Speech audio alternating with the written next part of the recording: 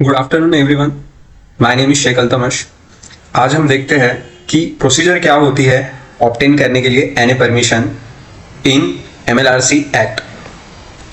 तो सबसे पहले देखते हैं definition of non agriculture use of land क्या है। Non agriculture of use of land की डेफिनेशन क्या है। तो एनी पर्पस, कोई भी पर्पस हो, अगर अदर देन एग्रीकल्चर हो तो उसको नॉन एग्रीकल्चर पर्पस कहेंगे या non agriculture purpose use of land में आएगा।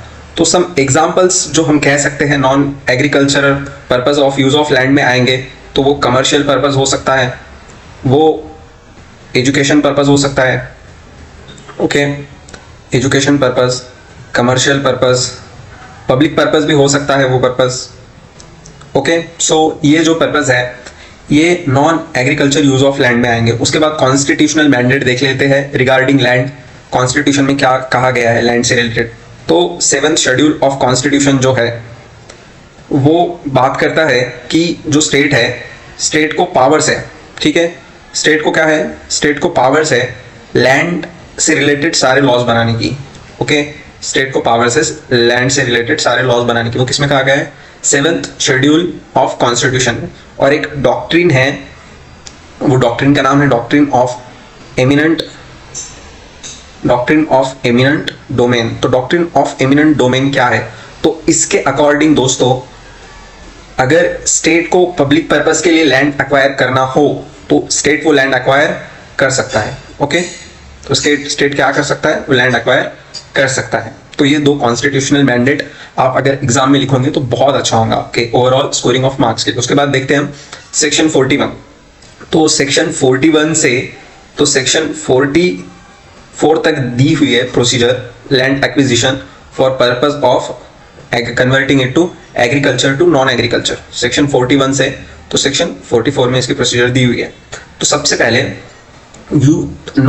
Uses of agricultural land, uses of non agricultural land, okay, non agriculture. यहाँ पर थोड़ा सा रह गया है लिखने का, uses of non agricultural land. तो सबसे पहले हम कह सकते हैं इस सेक्शन में दिया गया है कि कोई ओनर है एग्रीकल्चरल लैंड का, वो असेस्ट किया गया है कि वो ओनर है एग्रीकल्चरल लैंड का, या उसका कोई सर्वेंट है, ठीक है, या उसका कोई सर्वेंट है या एजेंट है उसका कोई। तो वो लोग लैंड के ऊपर फार्म बिल्डिंग इरेक्ट कर सकते हैं, लैंड के ऊपर वो लोग वेल्स बना सकते हैं, स्टोरेज के लिए लैंड के ऊपर वो यूज कर सकते हैं फार्म बिल्डिंग्स को, ईटीसी। और वो किस लिए यूज होंगे ये सारी चीजें, ये सारी तो एग्रीकल्चर हो गई। नॉन एग्रीकल्चरल जो लैंड पर काम होगा वो किस लिए होगा? रिलीजियस पर्पस के लिए हो सकता है, कमर्शियल पर्पस के लिए हो सकता है, पब्लिक पर्पस के लिए हो सकता है, एजुकेशनल पर्पस के लिए हो सकता है, ठीक है। उसके बाद परमिशन जो एनी यूज के लिए है वो क्या होती है? वो सेक्शन 42 में बताया गया है उसको। किसमें? सेक्शन 42 में। तो सबसे पहले नो लैंड जो एग्रीकल्चरल के लिए असेस्ट किया गया है डिस्ट्रिक्ट कलेक्टर के द्वारा या गवर्नमेंट के द्वारा, उसे नॉन एग्रीकल्चर पर्पस के लिए यूज नहीं करेंगे। और जो लैंड असेस्ट किया गया है डिस्ट्रिक्ट कलेक्टर के द्वारा, परमिशन उसकी जो दी गई है स्पेसिफिक पर्पस के लिए, मतलब कोई लैंड अगर दिया गया है आपको फार्म बिल्डिंग बनाने के लिए तो आप उस पर फार्म बिल्डिंग ही बनाओगे, ओके, आप उस पर कोई अदर वर्क नहीं करोगे, ठीक है। और कोई लैंड आपको दिया गया है फैक्ट्री कंस्ट्रक्शन के लिए, आप ओनली फैक्ट्री का कंस्ट्रक्शन ही करोगे, फार्म बिल्डिंग नहीं करोगे, ओके। तो ये मतलब होता है इसका। इसके बाद सेक्शन 43 रिस्ट्रिक्शन क्या है लैंड की यूजेस पे। तो सर्टेन रिस्ट्रिक्शन होते हैं आपके, हमारे पास जो लैंड होता है उसके यूजेस पे। तो डिस्ट्रिक्ट कलेक्टर और सर्वे ऑफिसर जो है उनके पास पावर है रेगुलेट करने की और प्रोहिबिट करने की किसी को भी यूज ऑफ लैंड से, अगर वो पर्सन प्रोहिबिटेड काम करता है उस लैंड पे जो ऑथराइज नहीं किया गया है गवर्नमेंट द्वारा। तो वो प्रोहिबिटेड काम है अगर डिगिंग करना लैंड का, कंकर के लिए, स्टोन के लिए, मुरुम के लिए, या सैंड के लिए, या सैंड को ही हम कह सकते हैं अर्थ के लिए, अर्थ यानी जो रेती होती है उसके लिए, ये प्रोहिबिटेड पर्पस में आता है। अगर वो पर्सन ऐसा कोई काम करता है तो रिस्ट्रिक्शन ऑन लैंड की पावर है किसके पास? डिस्ट्रिक्ट कलेक्टर के पास। वो पर्सन को रिस्ट्रिक्ट कर सकते हैं यूज ऑफ लैंड से, ओके। और अगर वो ये काम करता है तो डिस्ट्रिक्ट कलेक्टर और सर्वे ऑफिसर के पास ये भी पावर है कि वो इंस्पेक्शन कर सकते हैं in case of plot, agriculture land और in case of farm, plot से रिलेटेड एनी परमिशन चेक कर सकते हैं है या नहीं प्लॉट की। प्लॉट से रिलेटेड और एक चीज चेक कर सकते हैं, रजिस्ट्री है या नहीं प्लॉट की। प्लॉट से रिलेटेड ये भी चेक कर सकते हैं, रिसर्च ऑफ द एरिया कर सकते हैं। एग्रीकल्चर से रिलेटेड वो एग्रीकल्चरल सॉइल की क्वालिटी चेक कर सकते हैं कि यहाँ पर सच में ये काम हो रहा है या नहीं। ये वो देख सकते हैं इंक्रोचमेंट किसी और के लैंड पे हो रहा है या नहीं। वो देख सकते हैं ये लैंड को सच में परमिशन है या नहीं, एनी यूज ऑफ लैंड की जिसलिए डिगिंग कर रहे हैं या नहीं। या फिर क्रॉप्स की क्वालिटी भी चेक कर सकते हैं। होम से रिलेटेड वो चेक कर सकते हैं कि होम जो है वो कब कंस्ट्रक्ट हुआ था, होम की एज क्या है, होम के लिए आपके पास सारे पेपर्स अवेलेबल है या नहीं, कोई लोन तो नहीं है होम पे, ईटीसी। उसके बाद सबसे इंपॉर्टेंट सेक्शन जो है सेक्शन 44। ओके, सबसे इंपॉर्टेंट कौन सा है? सेक्शन 44। ओके, क्या कहता है?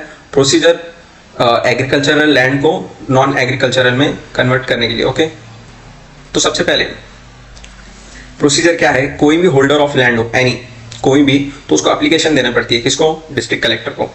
एप्लीकेशन किस लिए? कन्वर्जन ऑफ लैंड के लिए, conversion agriculture to non agricultural. तो एप्लीकेशन के मिलने के बाद एक्नॉलेजमेंट रिसीव करेगा वो पर्सन जिसने एप्लीकेशन दी है डिस्ट्रिक्ट कलेक्टर को। डिस्ट्रिक्ट कलेक्टर के पास डिस्क्रिशनरी पावर है। कौन सी पावर है? डिस्क्रिशनरी। Okay, discretionary power. किस चीज के रिलेटेड? वो स्टडी करेंगे एप्लीकेशन को। अगर उसको लगता है कि एप्लीकेशन राइट है तो वो ग्रांट करेंगे परमिशन, उसको लगता है नहीं राइट है तो वो ग्रांट नहीं करेगा। ठीक है, उसको बट रिफ्यूजल के टाइम पे रीजंस देने होंगे। इन केस अगर एप्लीकेशन रिजेक्ट नहीं होती, कितने दिनों में? 90 डेज में। ओके, तो एप्लीकेशन कंसीडर की जाएंगी कि वो ग्रांट कर दी गई है। ओके, एप्लीकेशन क्या कंसीडर की जाएंगी? कि वो ग्रांट कर दी गई है। एप्लीकेशन ग्रांट करने के बाद एप्लीकेशन जिसको ग्रांट हुई है, परमिशन जिसको ग्रांट हुई है, to whom the person to whom permission is granted, वो पर्सन क्या करेगा? रिपोर्ट करेगा। किसको? तहसीलदार को, इन राइटिंग। किसके थ्रू? ऑफिसर्स के थ्रू। कितने दिनों में?